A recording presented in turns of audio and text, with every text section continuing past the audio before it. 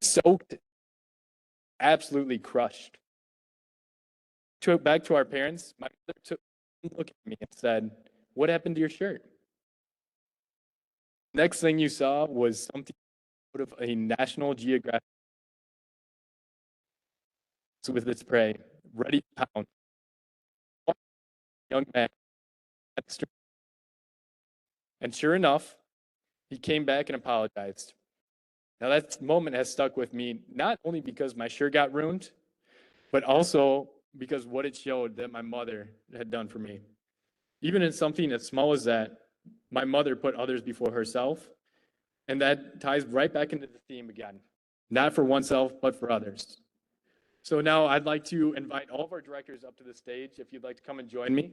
Director Reiser, Director Balistreri, Director Kahn, Director Linneman, and Director Smith. If you could please join me up on the stage and get a round of applause for them.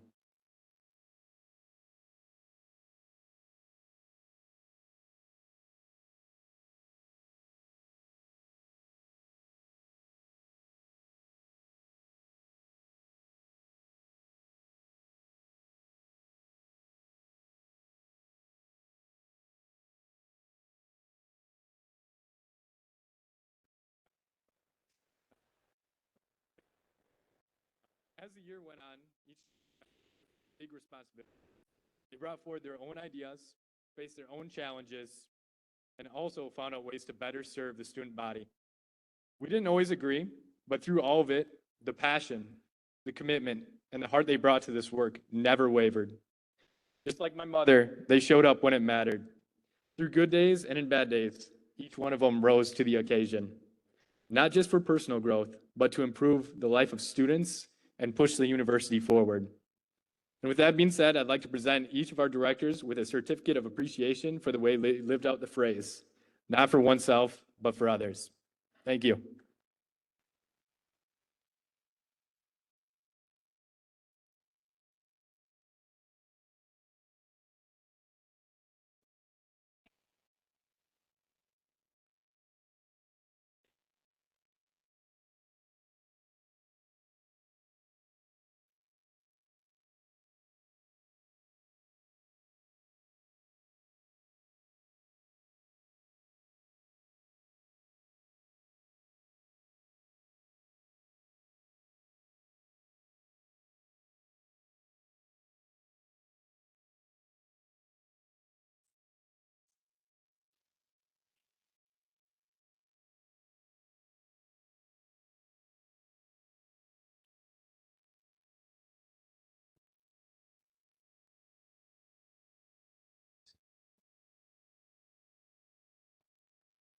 Yeah, there you go. It's all yours. Thank you, Vice President. Ooh. Yeah. Thank you, Vice President Boehm. Hi, everyone. I'm Jan Bilgan, and it's my honor and lots of fun and lots of interesting opportunities to interact with all the students that are involved with student government. And being an advisor is really an amazing opportunity to not only mentor, but to also have people listen and not listen to you. And I'm really okay with that, right? When I am asked my opinion and I share it and they're like, nah, I don't think so, Jan. To me, that really speaks to their commitment to what their purpose is, and that's serving students. And I think if this group was not as committed as they are, it would make my 37th year doing this really hard to do. I keep coming back. Thank you for that. But really, when people talk to me, and we've all had great opportunities to have conversations, especially the family members in the group, and they find out you have a college-age student, they kind of wonder what the future's like. And I'm sure that each and every one of the family members here feels the same way that I do. I don't worry about the future, not with the people that are here serving in this selfless way to student government, and in lots of other ways on our campus. UW-Whitewater has exceptional students in this way. It is our legacy, it is our history, and so many of those folks are here still supporting the institution. We have Emeriti WSG folks here, and I'm grateful to see all of you back here and send my love to you that you are still connected to our institution and support this org. Thank you so much. So you saw me awkwardly hand out books earlier to the e-board. Sorry about that. But it is something that my parents instilled in me from a very young age, that there's always time to read, that you should find that and to grow. And it's one of the, I think, principles that I have with the people that I work with. And so each year it's kind of become I think a tradition, and the older folks in the room that are WSG folks probably have long since donated it to a public library. But I just want to say that that's a gift from me to them, to encourage them, even if they don't read it, if it sits on their shelf and it reminds them to continue to grow, because that's what Warhawks do. We grow until we can't grow anymore, right, when this life is done. But hopefully some of them will be good jokes, and some of them will be reminders of the value that they've provided this year to our campus. So thank you to all the e-board, and thank you to the executives and our speaker and all the senators that are here. It is a privilege and honor.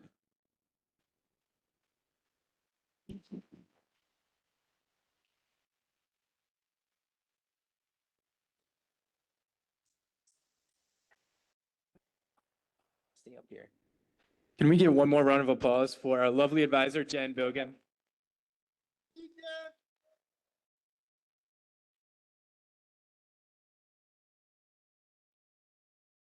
Awesome. So next up, we are going to move into the section of ceremony of the awards and recognitions. So our first award and recognition that we will be giving out tonight is the Commitment to Service Scholarship. So we have a quick description from our standing rules of this service scholarship, and it reads this. The WSG Commitment to Service Scholarship is a prestigious award given to a current member who exemplifies servant leadership and dedication to the student body. This scholarship is awarded to a distinguished member willing to learn, lead, and represent.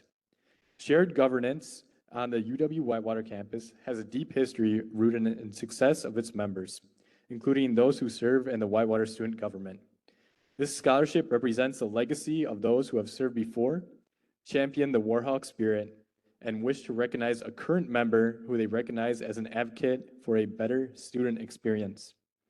So this award, I forgot to mention before, is selected by our emeritus members, but there's a few other things that this individual's peers has said about her, and I'll read them as follows, and then we'll announce the recipient. She has dedicated so much time and effort into everything she puts her mind to. She served in nearly every voting initiative during our federal and state elections and continually encouraged others to have their voices heard. In addition to this, through her engaging personality and countless hours given to the organization, she has not only improved student life and engagement, but also has helped welcome many new people into the organization. The recipient of this award is going to go to Olivia Gross.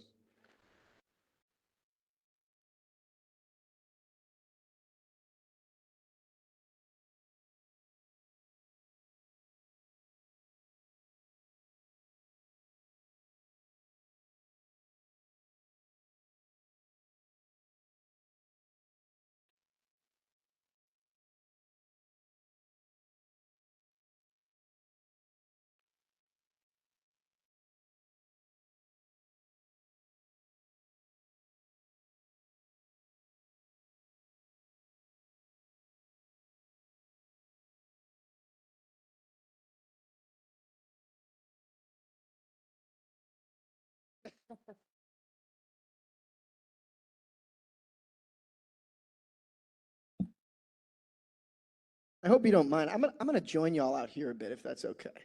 Is that all right with everyone? Okay, good. Before we continue with some more awards, we're going to go to the Senate Leadership Award.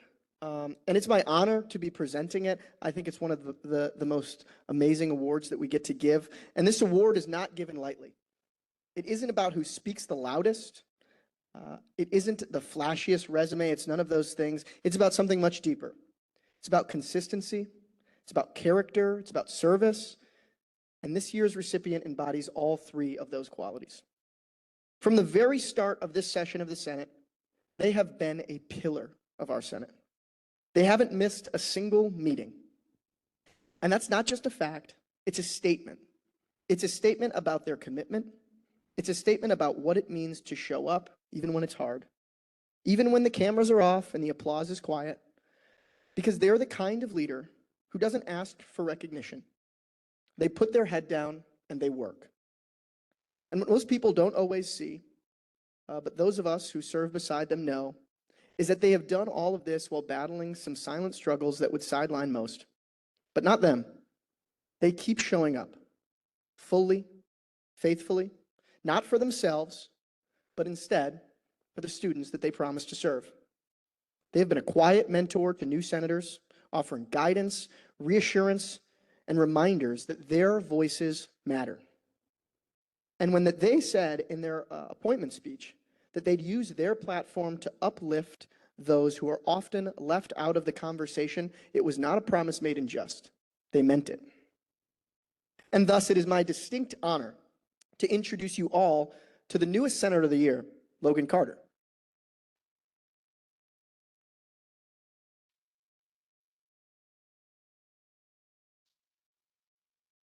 Congratulations. Logan has worked to shine a light on student orgs and individuals who deserve more visibility, not just in name, but in action. He's uplifted, congratulations, Logan. He's uplifted the International Students Association and given a voice to the LIFE program.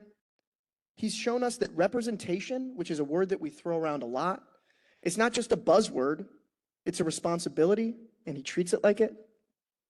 Logan, you didn't just meet the expectations of your role this year, and as long as you've been serving with us, you redefined them.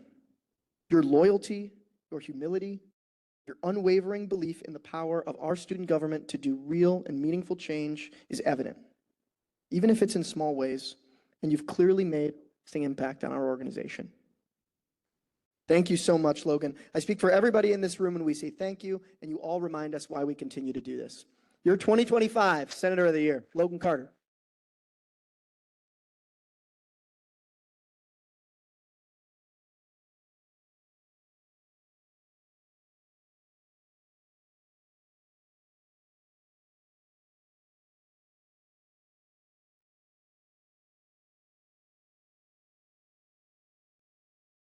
For the purple mic, as one does. It's bold, it's Warhawk bold. So I don't know how to top that up. That was well done. I mean, Logan, congratulations, friend. We are moving on to the Executive Member of the Year Award. I might be biased, but it's the best award we give each year. The person I'm going to introduce doesn't, there's not enough I can say good about him, so I'll keep it short and I'll keep it sweet. This year's Executive Member of the Year has served in one of the most complex and forward-facing roles in our organization. They're in a position that demands diplomacy, persistence, and a deep understanding of how to bridge student needs with institutional decision makers.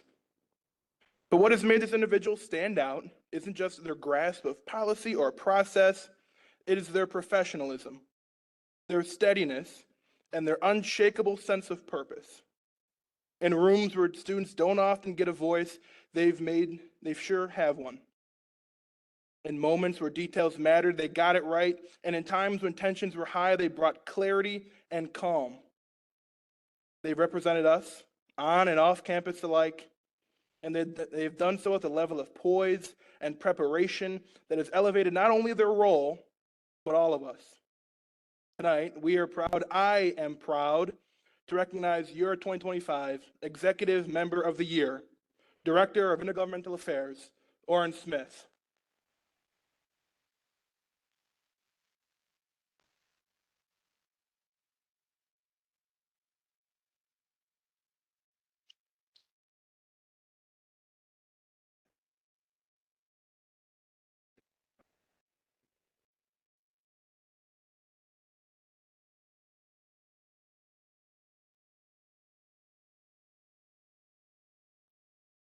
And we're on to our final award for the evening. Oh, I think I got to do a little click here. There we are. Each year, the Jan Bilgan Compassionate Leadership Award is given to a student leader who exemplifies empathy, integrity, and a deep commitment to others. It is named in honor of someone who models those values every single day. Our advisor, our mentor, and our friend, Jan Bilgan. Let's clap it up for Jan.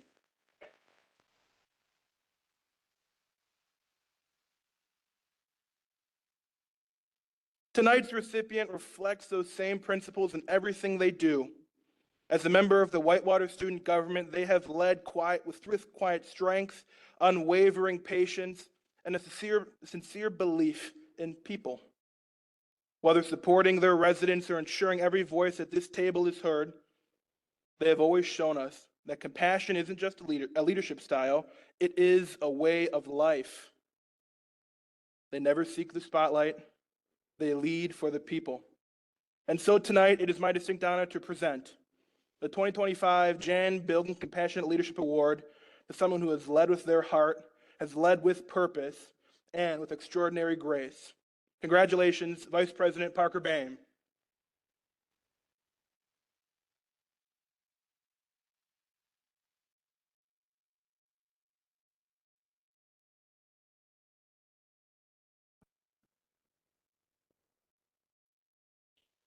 Thank you. For those of you who don't know, Parker's been bugging me to order this plaque for, 2 weeks? And I keep saying, oh, we don't know. We haven't decided yet. Oh, we don't know who's going to win it. We haven't. We've known for a while.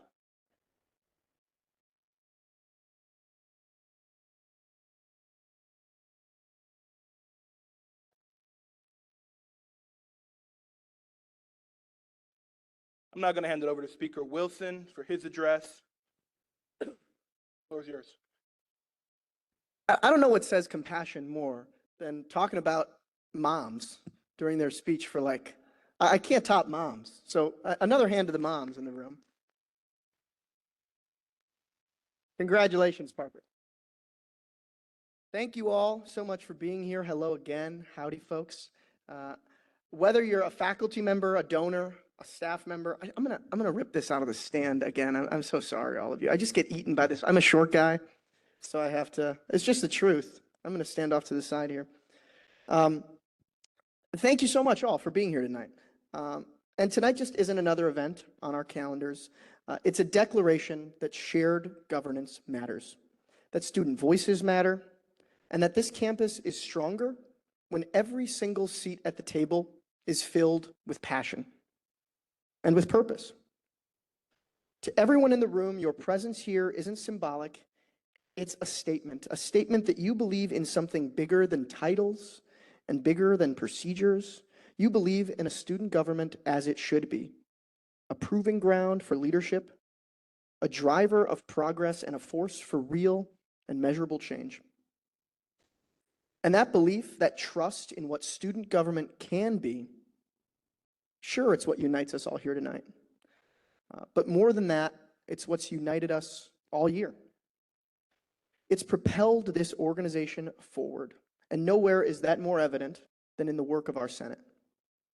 Because when I talk about purpose, when I talk about progress, when I talk about stepping up to serve and growing as active, young, important leaders, I'm talking about the senators.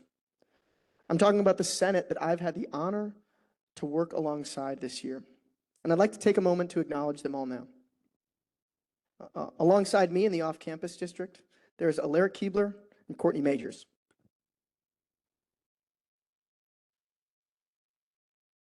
In the Esker district, Nathan Schmidt, Keith Houston, Emily Wheaton, and Isabel Beasley.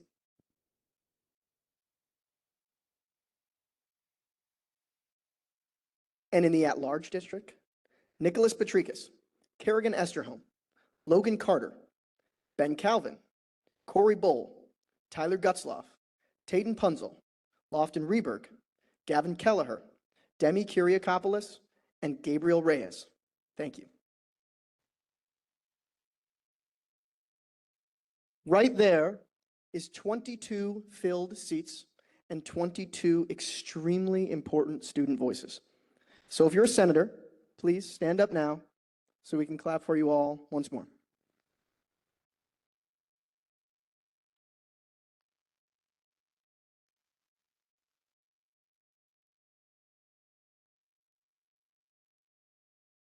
Thank you so much, really.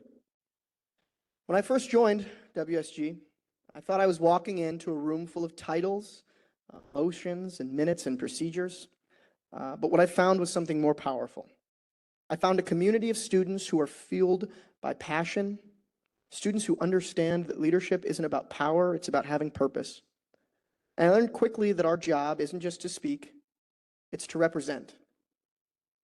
And not just the loudest students, or the ones who already know who to call, or where to go, or who to email. We represent everyone. The students who are balancing 2 jobs and a full course load.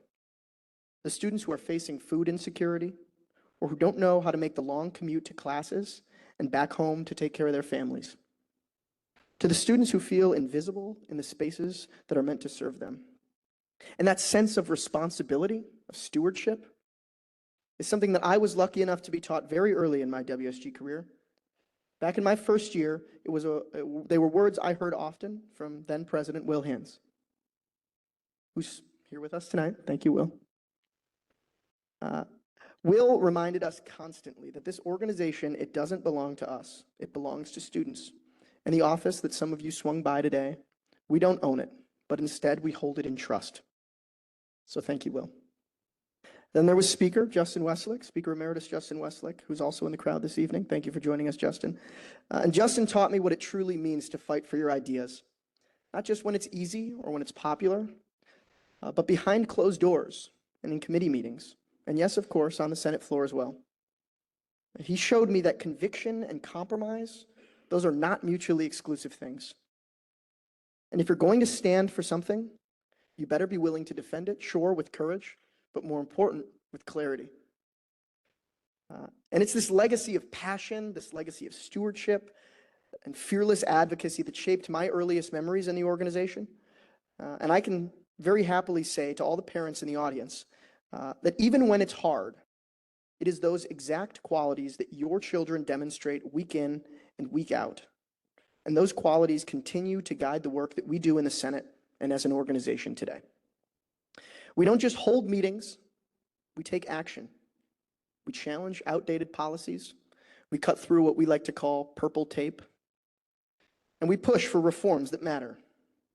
Just this week, we introduced legislation that aims to create a pathway for the Rock County students to govern themselves within our shared governance framework. Legislation that the senators sitting to your left and to your right got to amend and question for an hour, and on Monday, they'll get to vote on. We reviewed budget items, line item by line item by line item, to make sure that every single student dollar is treated with the respect that it deserves. And we don't do these things because they're easy, we do them because they're right. To our sponsors and our campus partners in the room, number one, thank you. But number two, your support does more than just keep the lights on. It empowers young leaders to light the way forward. And I want you to know that when you invest in this organization, you're not investing in student politics. You're investing in student progress. That progress wouldn't be possible without the tireless work of some incredible individuals, and I'd like to take a moment to thank a particular few of them right now. I'd like to start with 2 outstanding gentlemen, Deputy Speaker Nick Patrikis, there he is, and our parliamentarian, Blake Irwin. For those who haven't been on a long road trip before, it's extremely important that if you're going to pack 3 gentlemen into a tiny little car, number one, you pick your playlist wisely. And we did, but more important than that, you should pick your company even wiser. And this winter, Nick and our Director of Intergovernmental Affairs and now E-Board Member of the Year, that's what we did together. This winter, we took a 20-plus hour road trip to DC. And Nick, while there's so much I could say about you, like your mastery of procedure, your seemingly innate ability to tell me just the right thing at just the right time during our meetings, or your pre-meeting advice that has taken many meetings that would have been chaos, or for some of the senators in the room probably were chaos, and it made them so much less chaotic, and you've brought so much order. Week after week and motion after motion.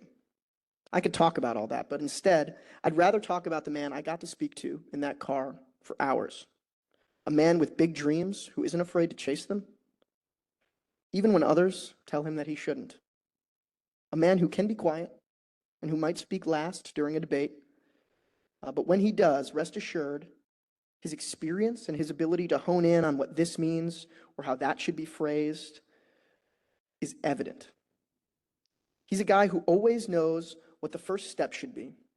And when we have spare time to dissect a part of the standing rules, it means that I can see the comments he makes on our standing rules documents so late into the night, I wonder if he went to sleep, or I wonder if he never went to sleep or if he woke up early. So Nick, please know that your dedication to students is endlessly valued by me, and all the ways you pull burden after burden after burden off of my plate is something I will never, ever take for granted. Thank you, Nick.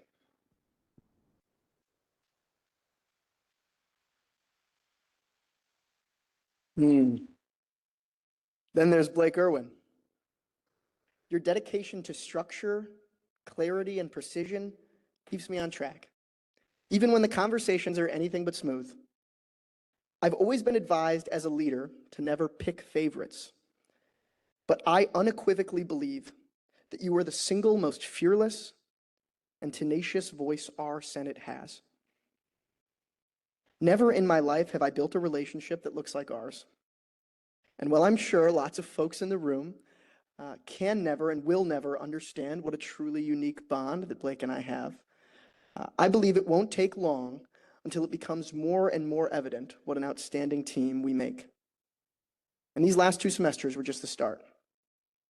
When we're not talking about WSG business, but instead about history or politics or religion, while you're still obviously way smarter than I am, those conversations are some of the richest and most engaging I've had in my entire life. For those of you in the room that haven't seen myself and Blake interact, while you might at first think oil and water, and to be fair, we did kind of self-describe that way for a time, I'd describe us more akin to a bit of salt on your favorite fruit. An unlikely combination that, while you think might work, complement each other outstandingly. And Blake, ever the pragmatist you are, I think no one in the room would appreciate a bit of research in my speech more than you. So psychologist Peter Gray from Boston College found that friends who playfully insult each other are 300% more loyal and honest. And despite all the warnings I've heard about picking favorites, there's no one I've met throughout the last year in our organization whom I'm prouder to call a new friend. Blake, thank you for your friendship. Our organization is so much stronger because you're in it.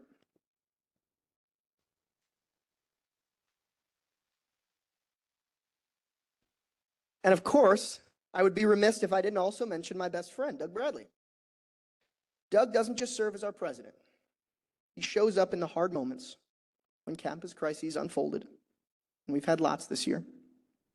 Whether it's student safety concerns, policy confusion, or institutional shakeups, Doug was steady. He doesn't grandstand, he doesn't disappear, he works quietly, consistently, and relentlessly. And as his best friend, but also a close colleague, I can tell you that in those moments, when the spotlight wasn't on, or maybe more appropriately, when the lights of the Warhawk Connection Center are off, and his Dolly Parton music is blaring loudly after the building has closed, it's then when Douglas earns his title the most.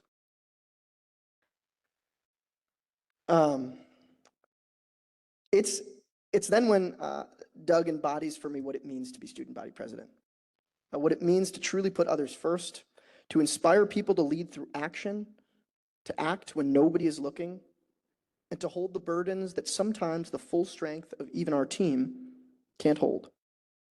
That's how strong Doug Bradley is. Not always because he wants to be, but because he's called to do so by something so deep inside his soul that sometimes it's hard for me to understand. Something I hope our organization, but the world, is lucky enough to continue feeling the immense benefit of for many years to come.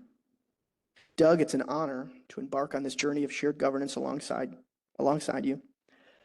And I cherish every moment that the two of us get to orbit this closely. Thank you, Doug.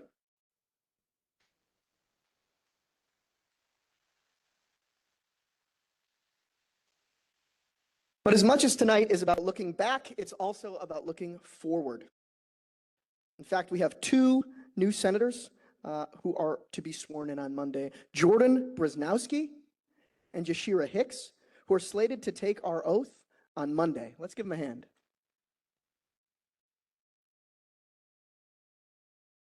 He got a fresh new suit today. If you get to see him as he's walking out, you got to compliment this thing. He looks so good. And we're going to need their help because the work is not done yet. There's still too much purple tape, too many students who don't feel heard, too many organizations working in silos when they'd better serve students by working together. And if we want to build a campus where every student feels empowered, we can't wait for change to come from above.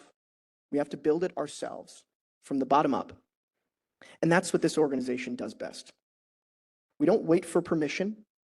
We create momentum.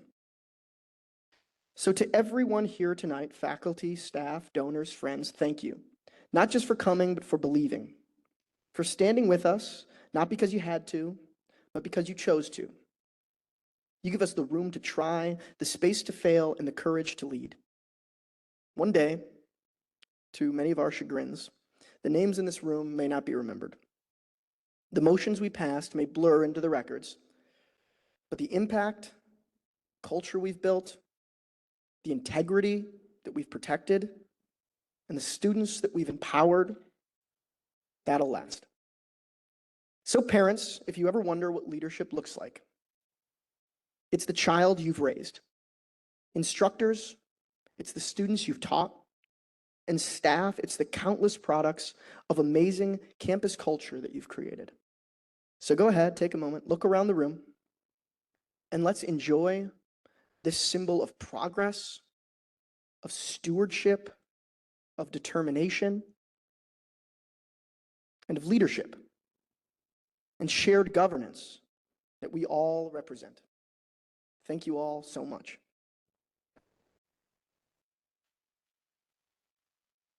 And I must now remind you folks, I don't know if you hear it, my watch is ticking, and the time on silent auctions has ended. Our Vice President, Parker Boehm, is in the back collecting clipboards, and I believe Doug Bradley is coming up to the stage. I don't know what just happened. I blurred it. I messed it up, Doug. There's a way to fix this, I'm sure. Hit the letter B. Oh, keyboard member of the year, Owen Smith. Put that back.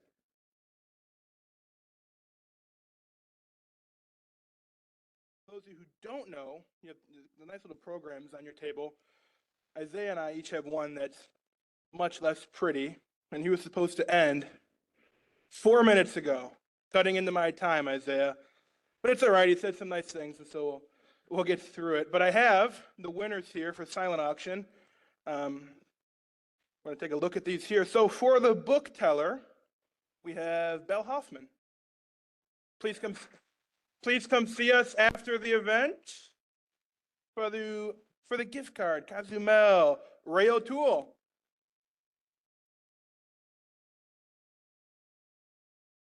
For the basket from the young, Rachel Bradley.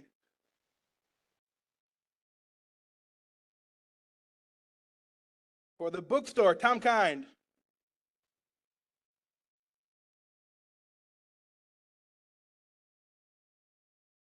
For tickets to the Chancellor's Suite.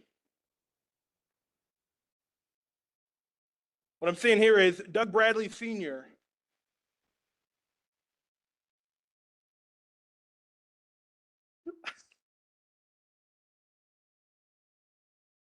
And for the athletics season tickets to the football games, I have Tom Kind. Congratulations, all of you. Please come see Parker and I after tonight's event, and we'll get you what you need. Now into the good stuff I have prepared and written down. As this evening comes to a close, I want to take a few final minutes, not just to thank you, but to speak from my heart. Tonight we gather not only to raise funds or share a nice meal, but to celebrate what it means to serve, to belong, and to believe in something larger than ourselves. And I stand before you with a full heart and a simple truth. Choices, not chance, determine our destiny. Each of you made the choice to be here tonight, to show up, to support, and to care. And that choice, like the ones we make every day in student government, it matters. Because change doesn't come from hope alone. It comes from effort, from vision, and from conviction. And so I'd like to recognize a few folks who have chosen to serve others and represent all the best that true leaders stand for. So as I announce you, please rise and we'll applaud for you because you deserve it. First up, we have Chancellor Corey King. Thank you for your service to students. Vice Chancellor of Student Affairs, Kristen Philhauer. Thank you. Assistant Vice Chancellor of Student Affairs, Frank Bartlett. Thank you, Frank. Executive Director of Housing, Terry Tamburello.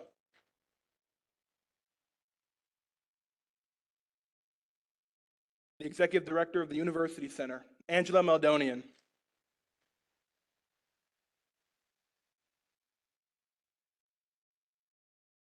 The University Center's Director of Operations, Ben Smith.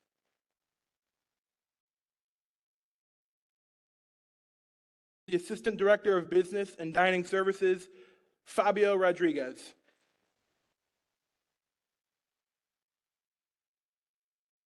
The Director of the Center for Students with Disabilities, Debbie Reuter.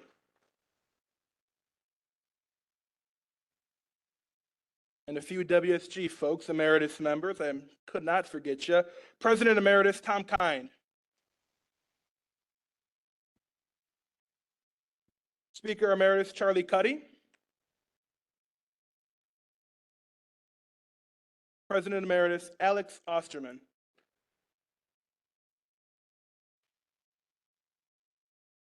President Emeritus Davin Stavropoulos. Director of Academic Affairs Emeritus David McNeely.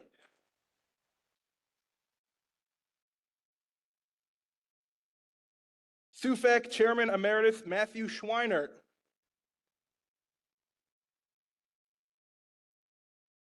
Speaker Emeritus Justin Weselick.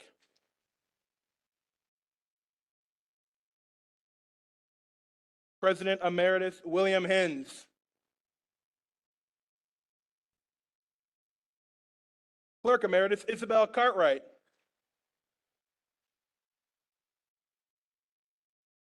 And our newest emeritus member, Director of Student Affairs Emeritus Jordan Robinson.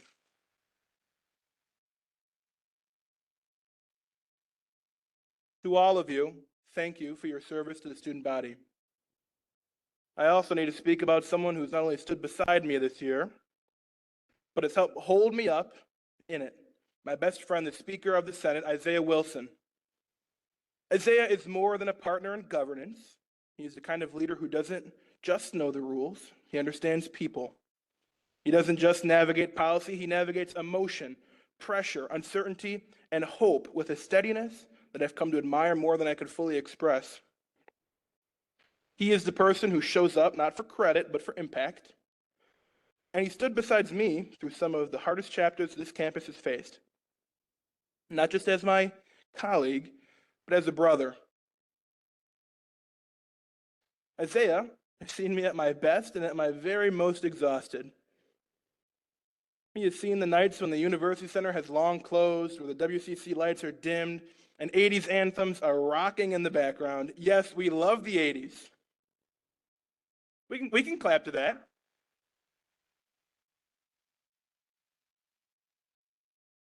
And it's in those late hours, over the hum of a speaker and the weight of student stories on our shoulders, Isaiah reminds me what shared governance really means. He reminded me that friendship and leadership aren't separate things. They are sacredly intertwined. And that loyalty, honesty, and shared purpose will carry you farther than any title ever will. Isaiah, I need you to know that you're not just someone I trust, you are someone I trust the future with. Because I've seen your heart, I've seen your grit, and I've seen the kind of example you set, not just for the Senate, but for this university. To lead alongside you has been one of the greatest honors of my presidency, but to call you my best friend, that's a gift I'll carry for a lifetime. You remind me that no organization can exceed the skills of its leaders, and that leadership, when done right, is always to be grounded in humility and service. Isaiah, in your own words, you are good for this body and you serve this body well. Thank you for your service to students.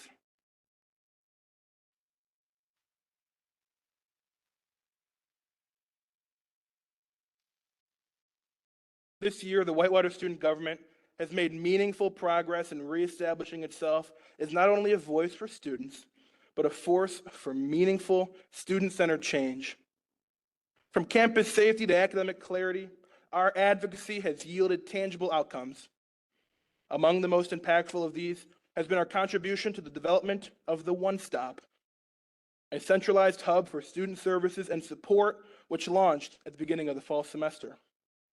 What began as a student-driven idea has evolved into a university-wide initiative, streamlining resources, reducing confusion, and ensuring students have one accessible place to turn to for help.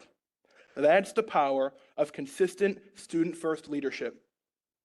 We also took part in laying the foundation for the university's new Student Success Framework, a bold strategic approach that will drive retention, student belonging, and graduation rates for years to come.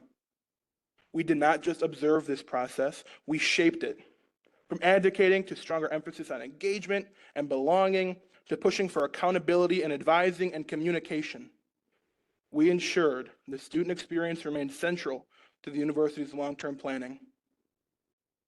Internally, we focused on strengthening the institution of student government itself. After months of hard conversations, historical reflection, and collaborative drafting, we now stand on the verge of a vote to restructure the relationship between WSG and SGA, redefining roles, streamlining operations, and realigning our organization with the needs of today's students. If passed, this restructure will modernize and energize student government for years to come. But it's beyond the headlines and narratives that the greatest success has been the culture we have built, one rooted in consistency, integrity, and care. We have expanded our outreach efforts, improved communications through better branding and design, and offered more accessible avenues for students to share their concerns. Our team has shown up in the good times and the hard ones, in the candlelight vigils and celebrations alike, always ready to lead with heart. We've been there when the room was full of applause and laughter, and we've been there when the room was silent with grief, confusion, or uncertainty. There have been hard days, the kind that test your strength, stretch your patience, and demand a level of resolve you didn't know you had. The kind that make you question your ability to carry the weight of other people's expectations and sometimes their pain. But even on those days, especially on those days, I find myself feeling deeply and profoundly blessed to serve you as your student body president. Because this role has never been about prestige, it's never been about having a title or sitting at the head of a table. It has always been and been for the students. It's about service. It's about showing up, not when it's convenient, but when it's necessary. It's about understanding that the real work of leadership often happens when no one is looking. Leadership is often invisible. It's staying after the meeting to comfort someone who's hurting. It's rewriting a resolution late at night so it reflects someone else's truth more clearly. It's answering messages you don't have to, offering support you aren't required to, and standing up when it would be easier just to sit down. And what I've learned in this is you do not become a leader when you are elected. You become a leader when you choose to carry the responsibility of others, even when it weighs more than your own. Because this role, it isn't about me, it's about us. The us that makes up this community, the us that includes every student walking to class with headphones on and their own worries in their own minds. The us that cries in the library at 1 a.m. and laughs in the dining hall at noon. The us that doesn't always feel like we belong, but keeps showing up anyway. There is more that unites Warhawks than what divides us. We are artists and athletes. We are student employees and student parents. We are honor students, students in academic probation, first-generation students navigating college on behalf of their entire family, and students who are just trying to make it 1 week at a time. We are commuters and residents, introverts and extroverts, undergrads and graduate students. Some of us are loud. Some of us are quiet. Some of us are still finding our voice. We come from small towns and big cities, from farms, suburbs, and international homes. We represent different races, faiths, orientations, and experiences, but we all share one thing: the hope that someone out there cares enough to help make this university a place we can belong. That's why I ran for this role, and that's what has kept me going in moments that I felt the pressure of it most. Because all any student really wants is to matter, to be seen, to know that their story fits into the larger story of this campus, and that if they ever stumble, someone will be there to help them up, not pass them by. I hope that if nothing else, our team has helped more students feel that this year. That through our work, through our actions, our visibility, our presence, we have reminded students that they are never alone, that their voices are valid, that their concerns are worth hearing, and that their dreams are worth defending. That's what student government is about. That's what tonight is about, and that's what we must always center our work in compassion. I once heard, if you are more fortunate than others, build longer tables, not taller fences. Build bridges, build trust, build spaces for others to step in, speak up, and thrive. Because at the end of the day, there is no limit to what you can achieve when you don't mind who gets the credit.